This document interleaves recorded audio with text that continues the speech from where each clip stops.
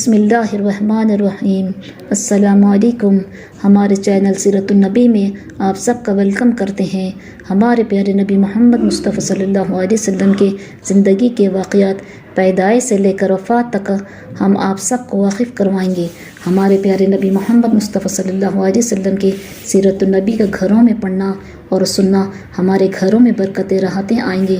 इंशाअल्लाह हमारे घरों से परेशानियाँ और मुसीबतें दूर होगी। आप सबसे गुजारिश है कि हमारे चैनल सीरतुन्नबी को सपोर्ट कीजिए और ज़्यादा से ज़्यादा इस वीडियो को उम्मत मुस्लिमा तक पहुँचाइए। बिस्मिल्लाहिर्रहमानिर्रहीम। अस्सलामुअलैकुम। चलिए हम आप सब के सामने हमारे प्यारे नबी मोहम्मद मुस्तफ़ा सल्लल्लाहु अलैहि वसल्लम के वाक़यात बयान करते हैं।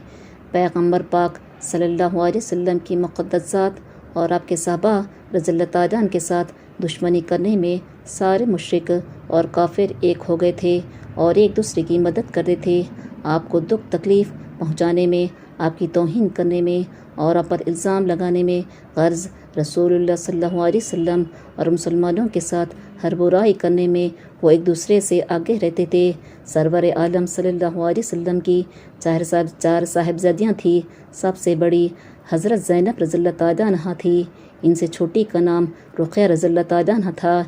इनसे छोटी हज़रत उम्मे कुलसूम रज़ियल्लाहु तआला अन्हा थी और सबसे छोटी हज़रत फ़ातिमा रज़ियल्लाहु तआला अन्हा थी। हज़रत फ़ातिमा रज़ियल्लाहु तआला अन्हा हुज़ूर सल्लल्लाहु अलैहि वसल्लम की नबूवत के वक्त बहुत कम उम्र थी। आप सल्लल्लाहु अलैहि वसल्लम की तीनों बड़ी साहिबजादियाँ अपनी वालिदा हज़रत खदीजा रज़ियल्लाहु तआला अन्हा के साथ ही ईमान ला चुकी थी। हज़रत ज़ैनब रज़ियल्लाहु तआला अन्हा हज़रत खदीजा रज़ियल्लाहु तआला अन्हा के भांजे हज़रत अबुल आस के निकाह में थी।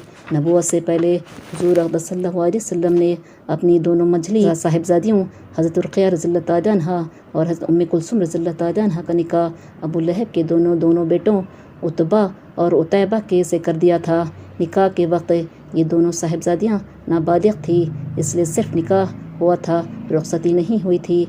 मगर जब सरवर आलम सल्लल्लाहु अलैहि वसल्लम ने अपनी नबूवत का ऐलान फरमाया तो तमाम कुरैश के साथ अबू लहब और इसकी बीवी उम्मे जमील भी आपके दुश्मन बन गए। कुरैश हुज़ूर अकरम सल्लल्लाहु अलैहि वसल्लम को जो सदमे पहुंचा रहे थे, इनमें एक ये भी था कि उन्होंने आपकी दोनों शादीशुदा साहिबजादियों हज़रत रुक़ैया रज़ियल्लाहु तआला अन्हा और उम्मे कुलसूम रज़ियल्लाहु तआला अन्हा को तलाक़ दिलवाई और आपके क़ल्ब मुबारक को ठेस पहुँचाई। हज़रत ज़ैनब रज़ियल्लाहु तआला अन्हा के शौहर अबुल आस भी इस वक्त तक मुसलमान नहीं हुए थे। कुरैश के लोग इनके पास भी पहुँचे और इन पर ज़ोर डाला कि वो रसूलुल्लाह सल्लल्लाहु अलैहि वसल्लम की साहिबजादी को तलाक़ दे दें। इसके बदले में वो मक्के की जिस लड़की से भी शादी करना चाहेंगे करा दी जाएगी। मगर उन्होंने ये कहकर इनकार कर दिया कि मैं बेगुनाह अपनी बीवी को तलाक़ नहीं दे सकता। यहाँ से मायूस होकर कुरैश के लोग अबू लहब को साथ लेकर इसके बड़े लड़के उतबा के पास पहुँचे और इसे भी यही कहा कि अगर मोहम्मद सल्लल्लाहु अलैहि वसल्लम की लड़की को छोड़ दो तो जिस लड़की से चाहोगे इससे हम तुम्हारी शादी कर देंगे। और उतबा भी इस वक्त तक मुसलमान नहीं हुए थे। उन्होंने कहा, अच्छा अगर तुम सईद इब्न आस की लड़की से मेरी शादी करा दो तो मैं मोहम्मद सल्लल्लाहु अलैहि वसल्लम की बेटी को छोड़ देता हूँ।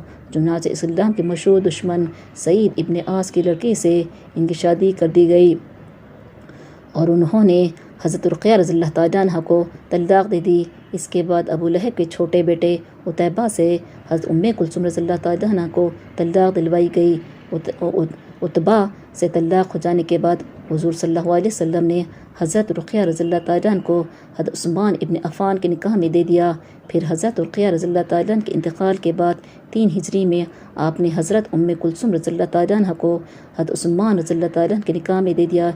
इसी वजह से उस्मान रज़ियल्लाहु तआला अन्हा का लक़ब ज़ुन्नूरैन हुआ, क्योंकि इनके निकाह में नबी की दोनों बेटियाँ आई।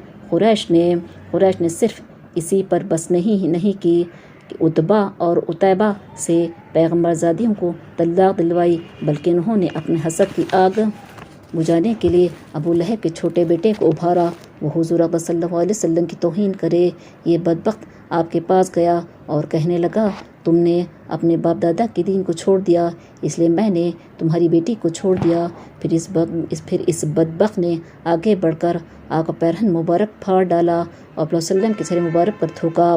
اگرچہ رسول اللہ صلی اللہ علیہ وسلم رحمت عالم تھے اور کسی بڑے سے بڑے دشمن کو بھی بددعا نہیں دیتے تھے، لیکن عتیبہ کی اس کمینگی پر خدا کا قہر و غضب جوش میں آ گیا اور اس نے آپ کے منہ سے یہ جملہ نکلوا دیا، خدایا اس پر اپنے کتوں میں سے کوئی کتا مسلط کر دے۔ عتیبہ جب واپس گھر پہنچا تو ابو لہب نے اس سے پوچھا کہ تو نے محمد صلی اللہ علیہ وسلم سے کیا کہا اور اس نے کیا کہا؟ عتیبہ نے اس پر ساری بات بتائی۔ حضور صلی اللہ علیہ وسلم کی بددعا سن کر ابو لہب پریشان ہو گیا اور اس نے کہا، محمد صلی اللہ علیہ وسلم کی بددعا سن کر مجھے تیری طرف سے فکر ہو گیا ہے۔ عتیبہ یہ سن کر اس قدر گھبرایا کہ تھر تھر کانپنے لگا۔ اس واقعے کے کچھ دن بعد ابو لہب عتیبہ کو ساتھ لے کر تجارت کے واسطے ملک شام کو روانہ ہوا۔ قافلہ پہلی منزل پر پہنچ گیا۔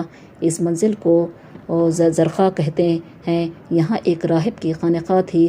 راہب نے قافلہ دیکھا تو وہ قافلے والوں کے پاس آیا اور ان سے کہنے لگا کہ اس جگہ جنگلی درندے بہت زیادہ رہتے ہیں، اس لیے اچھی طرح دیکھ بھال کر کے رہنا۔ ابو لہب نے یہ سن کر اپنے ساتھیوں سے کہا، مجھے اپنے اس لڑکے کی طرف سے بہت فکر ہے، کیونکہ محمد صلی اللہ علیہ وسلم نے اس کو بددعا دی ہے، اس لیے آپ سب میرے ساتھ اس کی حفاظت کریں۔ سب لوگوں نے اسے یقین دلایا کہ ہم پوری طرح اس کی حفاظت کریں گے۔ پھر انہوں نے سارے قافلے کا سامان ایک جگہ جمع کر کے اس کا ٹیلا سا بنا دیا اور اس پر عتیبہ کو لٹایا۔ پھر باقی تمام ساتھی اس کے چاروں طرف پڑھ کر سو گئے۔ ابھی زیادہ رات نہیں گزری تھی کہ ایک درندہ آیا اور اس نے تمام قافلے والوں کے منہ سونگھنے شروع کیے، مگر پھر مایوس ہو کر چاروں طرف دیکھنے لگا تو اسے نظر آیا کہ ایک آدمی بیچ میں اوپر لیٹا ہوا ہے۔ یہ دیکھتے ہی اور وہ درندہ ایک دم اچھلا اور سامان کے ڈھیر پر پہنچ گیا۔ یہاں سے اس نے عتیبہ کا چہرہ سونگا۔ عتیبہ جاگ گیا۔